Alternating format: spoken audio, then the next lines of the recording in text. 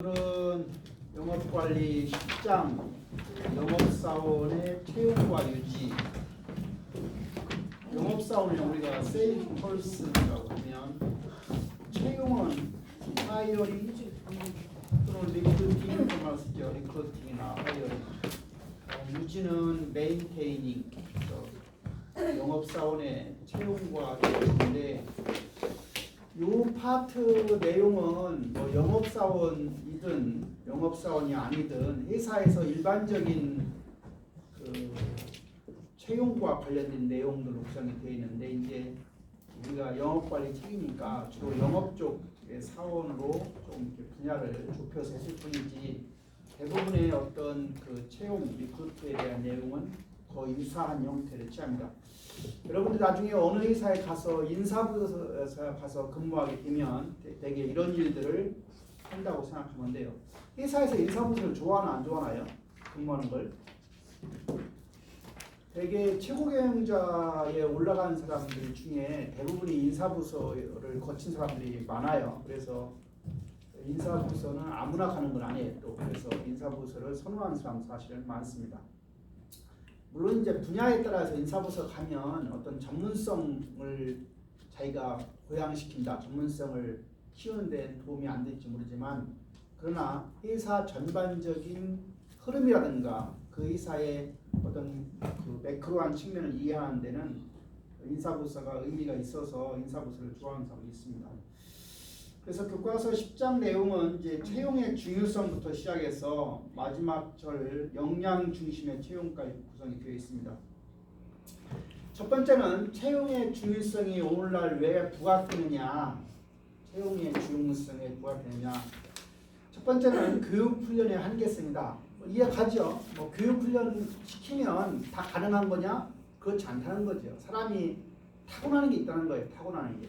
그 타고난 게 상당 부분을 좌우하고 거기에 이제 교육과 훈련이 필요한 거니까, 타고난 것이 잘못된 사람을 채용하게 되면 교육 훈련만 가지고는 안 되기 때문에 이런 교육 훈련의 한계성 이런 말 나온 거고요. 또 채용을 잘못하면, 잘못된 채용을 하게 되면 부정적인 영향을 미치는 거죠. 예를 들어서 뭐 건양대학교 안에서도 직원이 잘못 들어왔어요. 그럼 나갔어요. 나가면 어떤 감정을 갖나요? 그 조직에 대해서 좋지 않은 감정을 갖게 되고, 좋지 않은 감정을 또 다른 사람들한테 전파할 수 있기 때문에 회사한테는 잘못된 채용을 하게 되면 부정적인 영향을 미칠 수 있다. 세 번째는 후속 영업관리 부문에 대한 영향을 미친다. 영업사원이 들어오면 이제 그 사람이 다른 분야의 어떤 후속 영업 부문에도 영향을 미친다는 사실이고요. 그 다음에 채용의 중요성 중에 또 한 가지는 인력 자원, 회사에서 뽑고 싶은 인력은 항상 넘치지 않죠. 뭐 오늘날 뭐 회사에서 그 사람들을 많이 뽑지 않아서 우리가 취업하기 힘들다고 하지만, 회사 입장으로 가면 우리 회사한테 맞는 인력을 뽑는 게 항상 쉽지는 않은 거예요.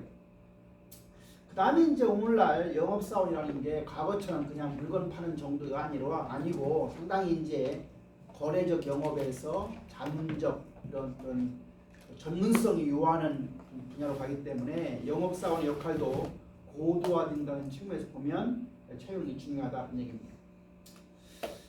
하나하나 보도록 하겠습니다. 첫 번째는 교육훈련의 한계성입니다. 성공적인 영업사원은 만들어지는 것인가 타고나는 것인가, 이런 질문을 해볼 수 있어요. 그래서 우리가 이런 문제가 항상 영업관리에서 중요한 의미를 지니고 있는데, 만약 만들어진다고 사람들이 생각한다고 하면 교육훈련이 매우 중요한 의미를 지닐 것이고, 반면에 타고난다라고 생각하면 오히려 교육훈련보다는 훨씬 더 채용이 훨씬 중요하다는 의미를 가질 것이다. 따라서 우리가 성공적인 영업사원으로서의 특성이라고 하는 것은 대부분 인텐드, 타고난 것, 또 상당히 중요하고, 또 성장 과정 중에서 뭐니 해도 가정교육이라는 게 상당히 중요해요. 가정에서 교육이 안 된 사람을 학교에서 교육하는 건 쉽지 않죠. 그래서 우리가 타고나기를 잘 해야 되고, 그리고 이제 가정교육을, 즉 성장 과정에 자연스럽게 잘 길러주는 것, 이게 상당히 중요하다.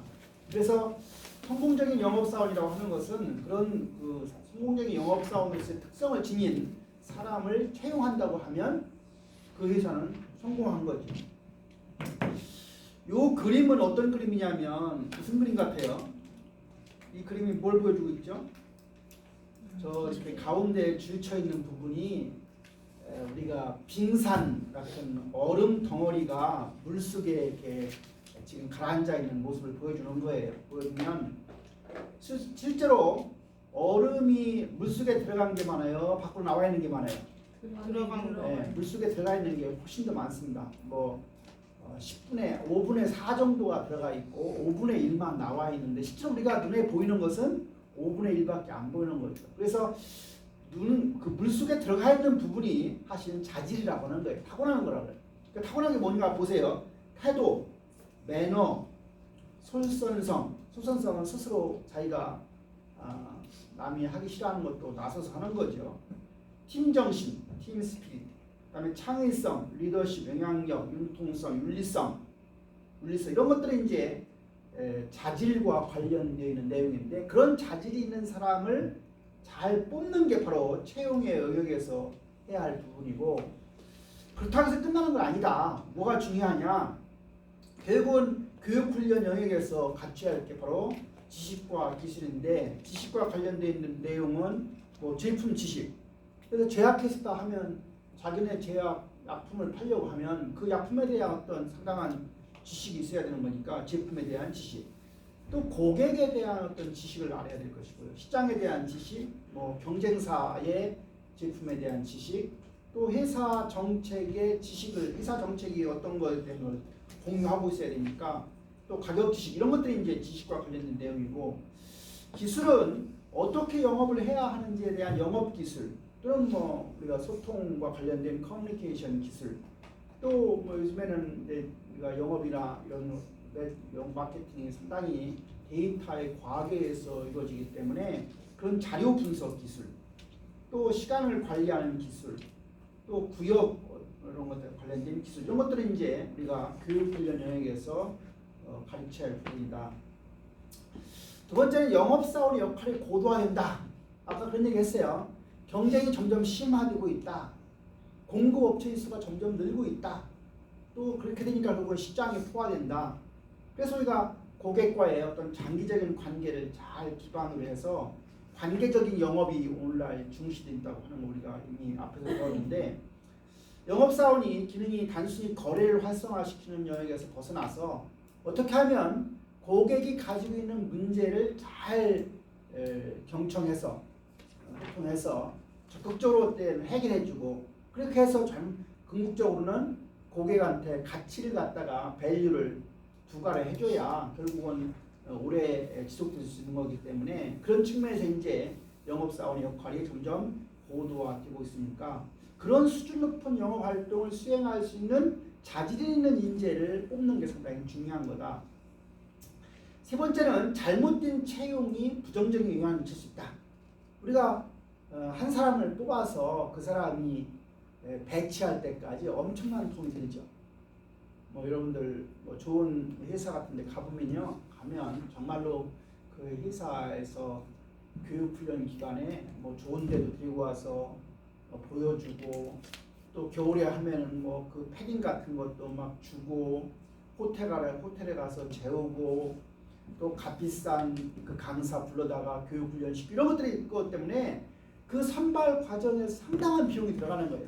한 사람 뽑으려고 하면 몇천만 원, 뭐 천만 이상 들어갈 정도로 상당히 뭐 조그만 중소기업에서 뭐 대충 뽑는 거야 얼마 안 들겠지만 대기업체에서 사람 한 명 뽑는 것은 상당한 정말 공을 들여서 과정을 거치고요. 뭐 작년 같은 경우 우리 아들내미 갈 때 국민은행 같은 경우는 AI 면접을 했는데 다른 회사는 안 봤어요. 근데 올해 들어보니까 자기네 회사도 올해부터는 AI 면접까지 그러니까 AI 면접까지 보면 면접이 4번 관계가 되는 거예요. 이게 그러니까 상당히 많은 절차와 관련해서 비용이 증가하는 거고 또 우리가 이제 영업사원들 들어오면 급여나 교육훈련비나 영업경비나 기회비용이라는 것은 사람이 들어왔다가 중간에 나가버리면 그 상당한 공백이 발생하는 거죠. 그 공백 때문에 이제 기회 비용, 즉 매출이 손실되는 것과 관련된 비용 발생.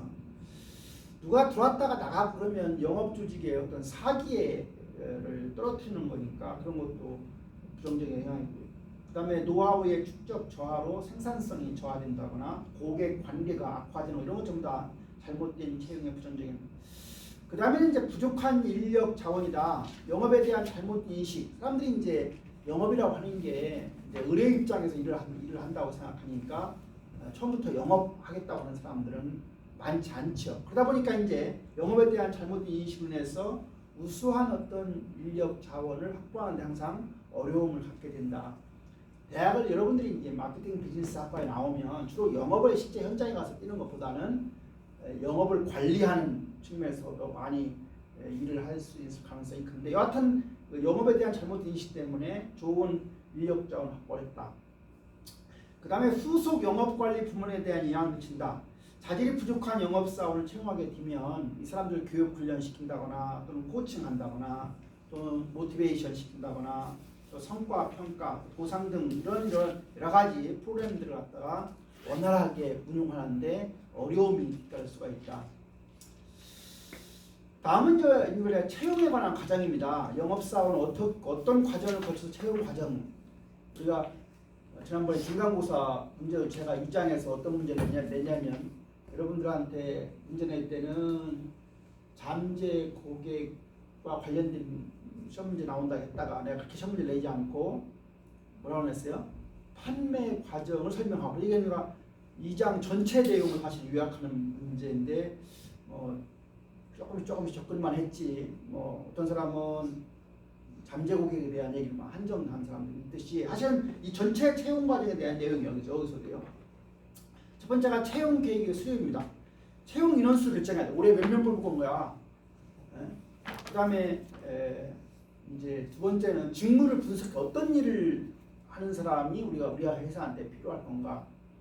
그 다음에 직무 기술서 어떤 내용, 영업사원이라고 하면 어떤 영업이고 영업 어느 지역을 하고 이렇게 그 구체적인 어떤 내용들이 있죠. 그런 직무 기술서를 작성하고 또 그런 일들을 수행하는데 퀄리피케이션 자격이 대학을 나와야 되는지 대학을 안 나와도 되는 건지 대학을 나오면 어느 과 나오는 게 좋은 건지. 예를 들어서 제약회사라고 하면 영업할 때 제일 좋은 게 제약학과나 약학과 나온 사람들이 그러니까 여러분들 제약학과에서 영업사원들은 대부분 약학과나 제약학과 나오는 애들이 많이 해요.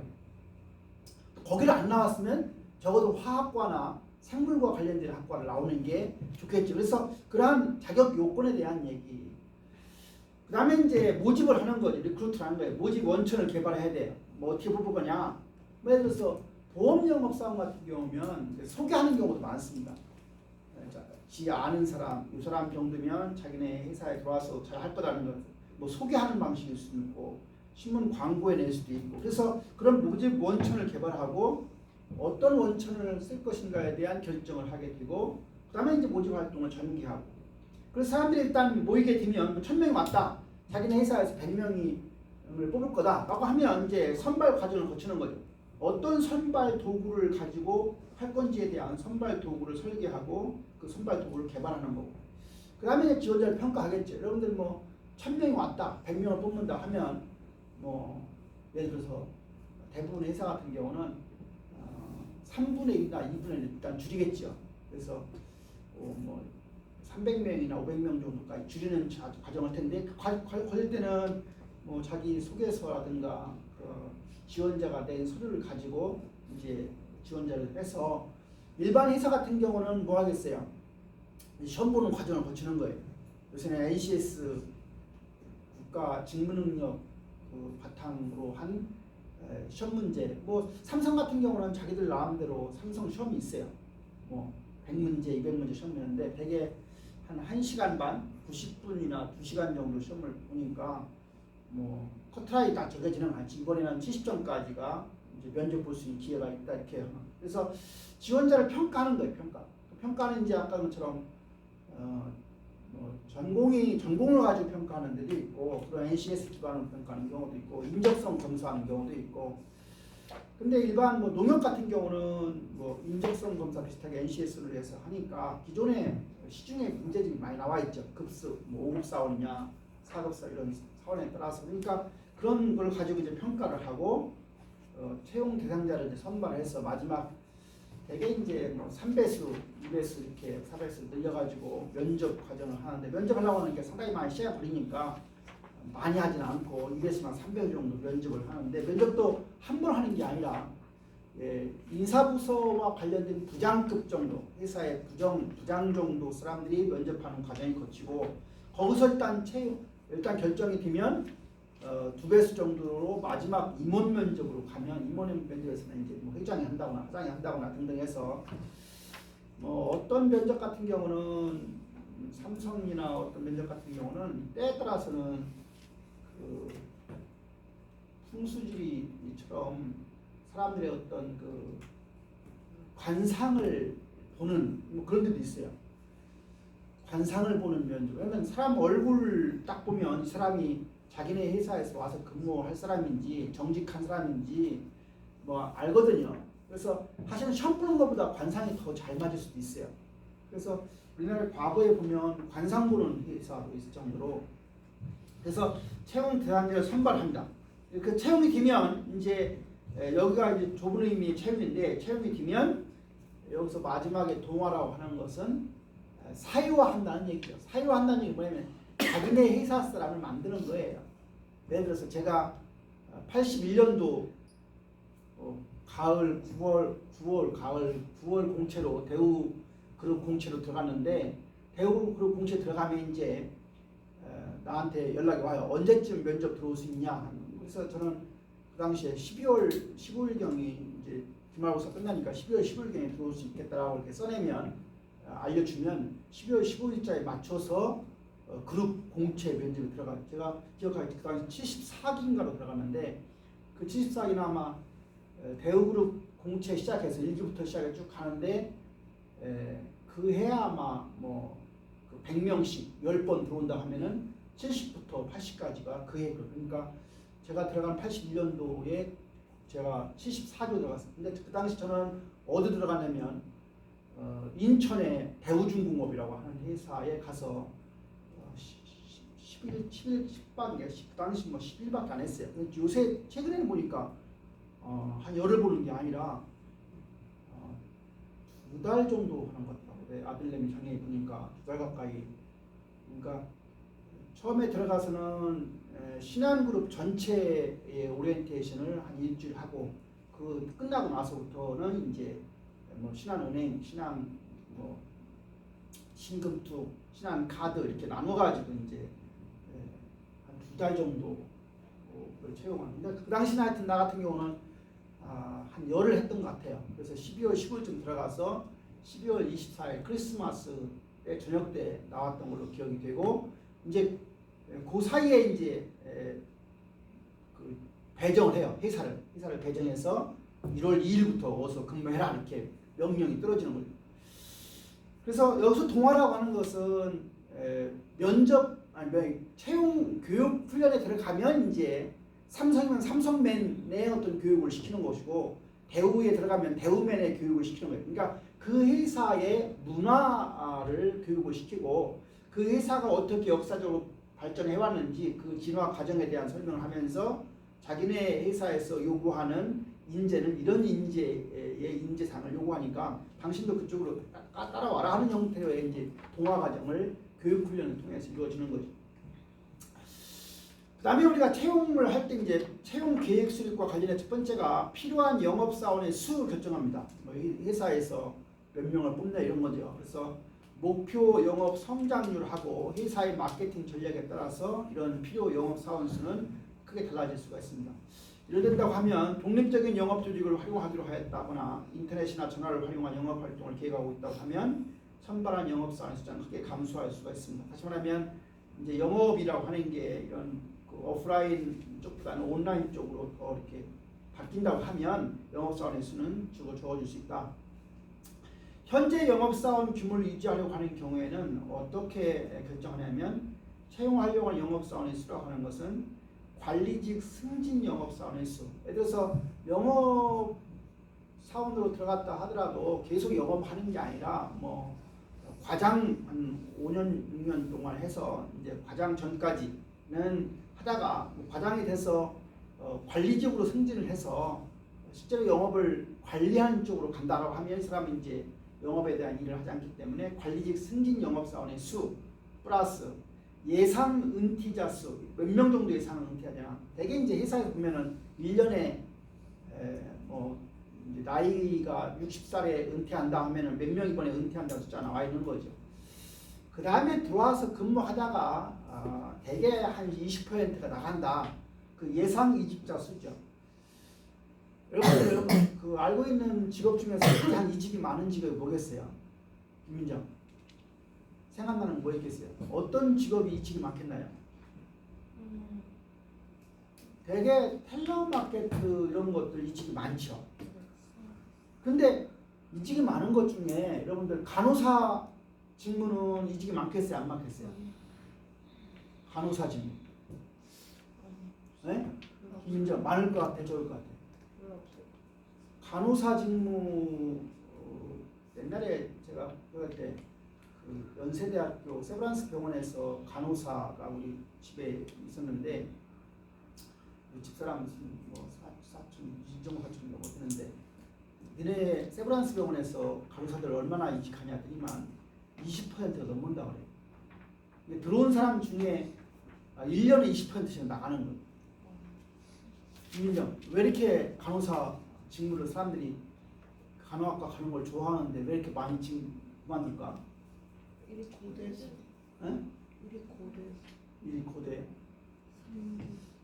간호사라고 하는 게 조그만한 뭐 동네 병원 간호사들은 사실 정상적인 간호학과 출신들이 아니죠. 그 사람들은 간호 양성소나 무슨 간호 보조학교 나온 사람들이 대부분이고 이제 큰 대학병원이나 큰 병원에 근무하는 사람들은 대부분 이제 간호학과를 정상으로 나온 사람들인데 간호학과를 나와서 현업에 나가 있는 사람들은 대개 3교대 근무가 3교대 그러니까 8시간씩 근무하고 바뀌는 거예요. 그러다 보니까 어때요? 밤에 7시에 밤에만 근무를 일주일 동안 하게 되는 경우도 있고 어떤 경우는 오후 3시부터 밤 8시까지 근무할 수도 있고 그러니까 이 3교대라고 하는 게 정상적인 생활이라든가 또 가정생활 하는 데 여러 가지 영향을 주죠. 그래서 간호사 업무가 가장 이직이 많은 것 중에 한 가지는 3교대 업무. 간호사라 업무라는 게 누구든지 낮에 근무하고 싶고 밤에 근무하고 싶겠어. 그러니까 모든 사람이 똑같이 다 3교대 업무로 일주일씩 돌아가면서 업무를 하다 보니까 그런 3교대 업무가 그런 거고 두 번째는 간호사라고 하는 직업이 여러분들이 좋아 보일지 모르지만 영원히 뭐예요? 의사의 을이죠. 네. 예를 들어서 조그만 병원에 가서 근무를 해보세요. 간호사가 받아가는 월급에 의사가 몇 배 받아갈 것 같아요? 몇 배지 가져갈 것 같아요? 3배. 네? 5배. 그렇지 않아요. 예를 들어서 정형외과 의사라고 하면 지금 보통 한 달에 월급 페이다타가 한 2천만 원 받아갑니다. 2천만 원 받아가요. 그러면 간호사 월급은 200만 원이라고 하면 10배가 되는 거예요. 근데 그 정형외과 의사가 월급쟁이가 아니고 자기가 병원을 차려서 정형외과 의사를 하면 보통 한 달에 1억 가져가요. 집에. 네, 1억을 가져가요. 왜냐하면 자기가 투자한 금액이 최소한 20억 정도는 투자했기 때문에 한 달에 1억씩은 가져가려고 해요. 그럼 한 달에 1억 가져가는데 자기는 200만 원 가져가요. 그러면 간호사가 알죠. 아 우리 의사 이번에 1억 가져갔네. 그럼 자기는 얼마 받아가요? 200 가져가는 거예요. 그러니까 그걸 모르면 이제 저긴데 알면 뭐예요? 상당히 자기감이 있죠. 그러니까 간호사라고 하는 그 들어갈 때 학교 들어갈 때 점수야 10점 20점밖에 차이 안 나지만 우선 이제 간호사는 4년 학교 나오는 거고 의사는 몇 년 나와요? 의사는 6년 플러스 1년 플러스 4년이니까 11년이에요. 11년. 그러니까 11년 한 사람하고 4년 한 사람하고는 차이가 있지만 차이가 있는 거죠. 또 한 가지는 간호사 업무 또는 사회복지사 업무 또는 유치원 교사 업무 이런 업무가 어떤 업무냐면 소진되는 업무예요. 소진하면 알죠? 그러니까 그 항상 을 입장에서 항상 우리가 도와줘야 되는 들어야 되는 자기 목소리를 내지 못하는 부분이 사실은 소진이 빨리 되는 거예요. 사회복지사도 다 소진이 빨리 되고 간호사도 사실은 소진이 내가 소진됐을 때 김민정 어떻게 한다 그랬지? 사람 소진되면 소진을 어떻게 해결하면 돼? 핸드폰이 방전이 되면 어떻게 하면 돼? 핸드폰이 충전하면 되죠. 충전하려고 하면 핸드폰을 그냥 놔두면 돼요. 일단 찔러놔야 돼요. 찔러놔야 돼요. 그러니까 사람도 어떻게 해야 돼요? 소진이 되면 그냥 가만히만 있다고 해서 충전이 되는 게 아니에요. 김민정이가 충전되는 그 소진을 되었다고 하면 충전되는 방법은 임예린이하고 수다 떠는 거예요. 네. 수다를 떨면 충전된 사람과 수다를 떨어야지 충전되지 않은 소진된 사람하고 수다 떨면 더 소진될 수 있어요. 친구를 사귀는 것은 때에 따라서 내가 소진되었을 때 충전시키기 위해서 친구를 사귀는 거예요. 네. 그 다음에 두 번째는 슬픈 영화를 보는 거예요. 네, 슬픈 영화 보는 것, 즐거운 영화보다 슬픈 영화 보는 게 소진을 충전하는 데 도움이 되고요. 그런데 남자들은 대개 소진되거나 문제가 되면 술을 먹어요. 남자들은 술을 몇 번 먹습니까? 기분이 좋을 때도 먹고요. 괴로울 때도 먹고요. 우울할 때도 먹고요. 아무나 아닐 때. 아무 때도 먹어요. 그런데 대부분 여자들은 술 먹어서 해결하려고 하진 않죠. 네. 뭐 하려고 그래요? 쇼핑. 여자들은 주로 토크 튀고 수다 떠는 거, 뭐 슬픈 영화 보는 거. 그 다음에 사실은 조용히 자연과 대화하는 거. 자연과 대화. 저는 오늘 아침에 3시 40분에 일어나서 뭐 보다가 4시 40분쯤 일어나서 밥 먹고 5시에 나가가지고 12,000보를 걸어요. 그 걸을 때 얻어요 안 얻어요? 얻어요. 추워. 별도 보고요. 저 번쩍이는 아파트 불빛도 보고요. 또 그다음에는 새들이 막 지저귀어요. 여기서 새들이 막 새소리 듣고요. 혼자 하시는 네, 혼자예요. 한 시간 동안. 네. 12,000 보면은 1시간이 아니죠. 네. 1시간 반 이상. 또 중간에 가면은 뛰고 싶을 때는 또 한 200~300m를 막 뛰어요. 네, 한 100m 15초 속도로. 지금도 그래서 내가 나이 먹어서도 100m 한 15초 뛸 것 같아요. 네. 조혜인이하고 뛰면 거의 비슷하지 않을까. 사실은 그게 소진을 충전하는 방법 중에 하나예요. 소진을 충전. 와우. 그렇게 하면 소진 듣고. 아침에 일어나서 이렇게 작년에는 새벽에 3시에 일어나가지고 매일 책을 썼어요. 그때는 정말 소진돼 버리더라. 근데 책을 쓰지 않고 나와서 걸으니까 올해는 충전이 되는 거예요. 그래서 저녁 때